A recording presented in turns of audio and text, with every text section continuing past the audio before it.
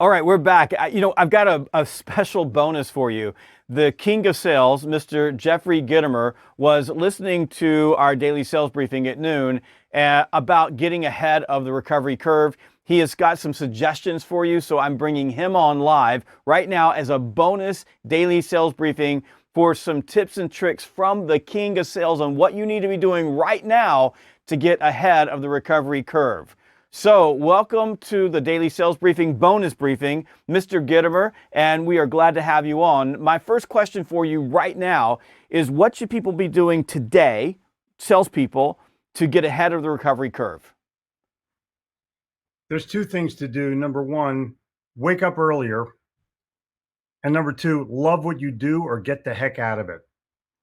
Because if you don't love what you do, your message is going to be perceived as insincere and contrived. People are going to get it. There's going to be a new language. This is not a recovery. It's going to be a new normal. And that new normal is going to reflect who you have become during this period of dormancy. Everybody's got to wake up. Everybody's got to do something different, better than they did the day before, or they're screwed. Because there's going to be three kinds of people as we emerge: winners, watchers, and whiners. And you have to decide which one you're going to be by what you're doing right now. So, Jeffrey, you said something that was profound, interesting. You said who you have become during this crisis. Could you expand on that a little bit more? Because you're implying that people may have, in the last 6 weeks or so, 4 to 6 weeks, changed the person they were before they came into the crisis, and then talk about how that can impact you. Unfortunately, Jeb, many of the people have stayed the same during this crisis. They went out to the supermarket and bought more beer than they've ever bought before, or more wine than they've ever bought before. And they're going to end up losing because they binge watch something stupid. I'm going to binge read something for me. I'm going to write something that's important to my customers as I emerge. I'm going to change my language, because right now it's sell to help and help customers win. And that's what has to emerge.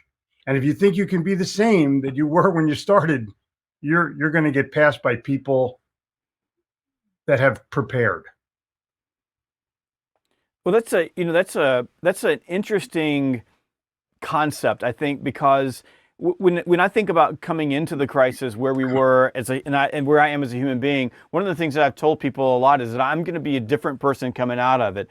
I've used this time to reflect on who I am, what I am, my behaviors, how I'm running my business, where my business is going to go in the future, and really, like, what do I want to get out of life during this period of time? I felt like this has been the most beautiful period of time in my life to just have that reflection. I'm sad for what's happening around the world. I'm really sad for people who've lost their jobs. I'm sad for people who've lost family members, and I'm sad for the entire world for what we've had to go through. And I believe that, part of going through this is that you begin to mourn just a little bit, because so much has been lost. We've lost memories. We've lost first times of doing this or that. We've lost times of spending with our friends and family. And I think that humans are supposed to mourn just a bit. Now, some people are mourning with a 12-pack of beer. Other people are mourning with a good book. But we're supposed to go back and look at that loss. But on the flip side, inside of that loss, inside of mourning, is typically where we find the path to gratitude. And I'm curious, Jeffrey, from your standpoint, how does that concept of seeing gratitude help the person who is looking ahead of the curve? I am blessed with a daughter who's 11 years old. I know I should not have an 11-year-old daughter, but I do. I'm with her every other week. I'll actually be with her starting at 6 o'clock tonight for another week. But we laid in bed. I like to hang out with her just a little bit before we go to sleep. And I asked her to recall all the moments of joy that she's had in her first 11 years. Now, keep in mind, she was having trouble getting to sleep because she's involved in the pandemic the same way that we are. It just affects her differently.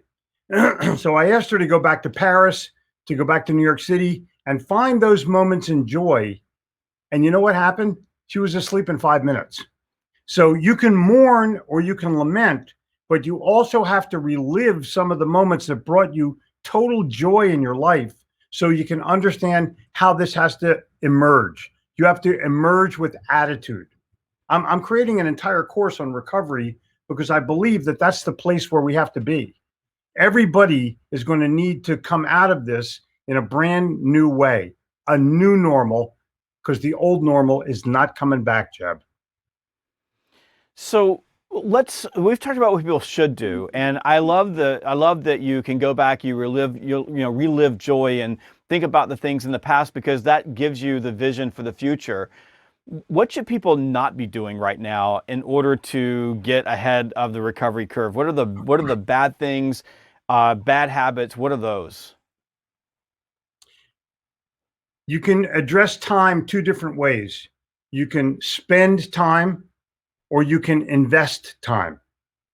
And if you spend time, you're watching Netflix, you're doing stupid things, but if you invest time, even if it's just taking a walk, you're doing something for yourself. Invested time is reading a book, writing something, thinking about an idea or a project, coming up with something that you can do that will be productive. How can you help other people at this moment in time? What can you do? You don't have to give yourself to society, but you do have to give yourself, number one, to yourself first, your family second, your friends and close communications third, your business fourth, and your customers fifth. Those are the things that you need to focus on in areas of help. Once you do that, you'll have a game plan to emerge with. Until you do that, you're going to be spending time rather than investing time. I love it. Beautiful. So let's end with 3.5 habits that people should be doing right now to get themselves ready for the recovery that we know is going to come. You built a studio just in time. You didn't know what was coming, but you knew it was the best thing to do for your career to be able to stay home, shoot videos that can help more people than you could face in an audience of 500 people is one thing. An audience of 5 million people is a whole other thing. So that's the challenge that you're looking at this moment in time. I'm going to recommend these 3.5 things. Wake up in the morning and read, write, and prepare. Those are three things that you can do. And you do it at 5 o'clock in the morning or 6 o'clock in the morning before anybody else wakes up. You find your favorite chair in your favorite space. I'm in my space right now. And the 0.5 are what happens when you read, write, and prepare. It causes you to think and create. If you do those 5 things, and I'll confess to you, I've been doing those 5 things every single day for the past 25 years. And so far it's working. It's brought me friends like Jeb Blunt and other people in the world that I can't say grace over. People have called me from all over the world to find out how I'm doing. And I try to call 2 or 3 people a day from my network of friends and acquaintances to find out how they're doing. People all over the world. I'm sure you're doing the same thing. Now is a time to think about who you are and who you want to become and what you need to do to make that gap full. Who you are, who you want to become, work your ass off in the middle. I like that. That's very good. Excellent advice. You talked about the studio, and you're exactly right. We spent $500,000 over the last 12 months building a studio complex. So we've got 4 big studios here, and we're able to deliver e-learning and virtual training like no one else is delivering in the world. It's absolutely blowing people away because we're running full-on productions. Our virtual training set is a 4-camera set. And my son, who is in the room with me holding up a green dot, which means he's got a question for you, he said when we were walking in, he goes, "Man, that was like the luckiest thing that you ever did to build the studio." And partly he is right. We got really, really lucky. But what we did was I built this company in the recession, the last recession, and I learned a lot of lessons from that. And one of the lessons that I learned is that winter is going to come and there's going to be a dip. And I just was looking at the economic run we were having and I knew that another recession was going to come. when there's a recession, people don't quit training, they quit traveling. So if we were ready, then we would be able to pivot. And because of that, over the course of March, we've just been able to switch all of our classroom trainings into virtual training. And because we're delivering virtual training at a level that no one has ever seen, we have customers now that are saying, you know what, this might work for us long term because we got ahead of the curve. And I think you can, if you come out of this, think about what did you learn in the recovery so that when this happens again, and it will, I wasn't expecting it to happen this soon, but when it happens, you feel no pain. You just keep on moving and everything is okay. So I'm going to throw this at you just so, I'm sorry. No, go ahead. I'm going to throw this at you just so you have an understanding. You talked about how lucky you were, and I'm going to give you the advice from a mentor of mine from about 35 years ago. He said, Jeffrey, hard work makes luck. You ain't lucky. You're a hard-working human being who is smart and has some ability to see the future in a way that causes preparation. Self-aggrandizingly, I'm holding this thing up. Get Shit Done is a book that will help you understand where you're wasting your time right now and how you can become a hell of a lot luckier by working your ass off. Awesome. So we got a couple of questions over here in the corner. Give me a question. You guys have been in sales for a very long time. This is an almost unprecedented event. In your professional opinion, what does the sales landscape look on the other side? Is there going to be a massive change, or will things go relatively back to the same?